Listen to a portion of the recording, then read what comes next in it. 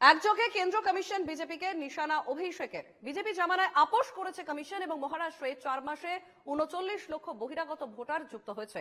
Covid কালে 8 দফায় vote করেছে কমিশন এবং বারবার এজেন্সি পাঠিয়ে বাংলাকে লাঞ্ছনা করেছে কেন্দ্র। আরজিকর অত্যন্ত নিন্দনীয় ঘটনা। বিজেপি বাংলাকে ছোট করতে এসব করছে, এমনটাই আজ কমিশনকে, কেন্দ্র এবং কমিশনকে একযোগে তোপ অভিষেকের। সরাসরি আবারও রণজার কাছে আসবো। রণজয়, আজকের এই যে বৈঠক এবং সেই বৈঠকে একাধিক ইস্যুর পাশাপাশি কিন্তু এই কেন্দ্র এবং কমিশনকে তোপ দাগলেন অভিষেক বন্দ্যোপাধ্যায় এবং সেখান থেকে তিনি যেটা বললেন যে বিজেপি জামানায় আপোষ করেছে কমিশন।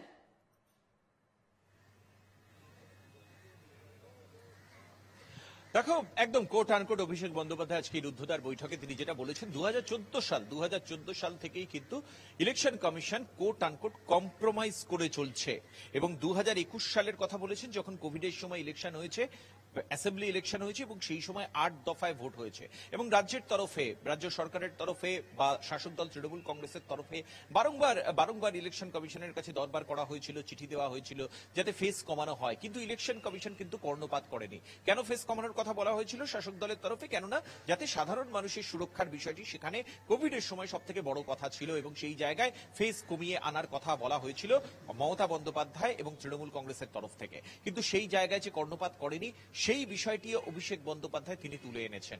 তারপর 2024 সালে রিসেন্ট যে ভোট গেল জেনারেল ইলেকশন, সেখানেও ডিএম থেকে শুরু করে এসপি বা পুলিশ পদাধিকারী যারা রয়েছেন এটসেট্রা তাদেরকে ট্রান্সফার করা হয়েছে এবং সেই জায়গা থেকেই ইলেকশন কমিশন, অর্থাৎ ইউপিএ থেকে যখন মোদির হাতে এলো, যখন বিজেপি এলো ক্ষমতায় 2014 সাল থেকে, ইলেকশন কমিশন কোট আনকোট অভিষেক বন্দ্যোপাধ্যায়ের বাসায় যে কম্প্রোমাইজ করে চলেছে সেই দৃষ্টান্ত কিন্তু একের পর এক অভিষেক বন্দ্যোপাধ্যায় এক্সাম্পল তুলে ধরে দিয়েছেন প্রত্যেকটা ইলেকশনের সময়কে সামনে রেখে।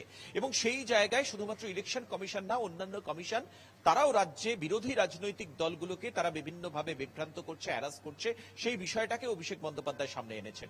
এমনকি আজকে অভিষেক বন্দ্যোপাধ্যায়ের মুখ দিয়ে আরজিকর সন্দেশখালী কাণ্ডের কথাও শোনা গিয়েছে। আরজিকর অত্যন্ত খারাপ ঘটনা, যেমন অভিষেক বন্দ্যোপাধ্যায় বলেছেন, সেরকম আরজিকর নিয়ে সারা দেশের কাছে বাংলার ভাবমূর্তি ক্ষুণ্ণ করার চেষ্টা হয়েছে।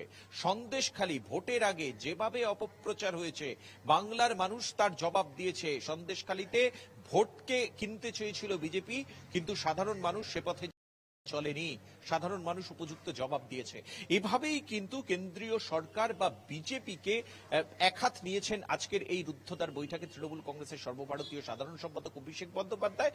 ইলেকশন কমিশন থেকে শুরু করে বিভিন্ন এজেন্সির গতিবিধি থেকে শুরু করে সন্দেশখালী এবং আরজিকর কাণ্ড, একেবারে। রণজা, তুমি সঙ্গে থাকো, আমি আবারও আসছি তোমার কাছে।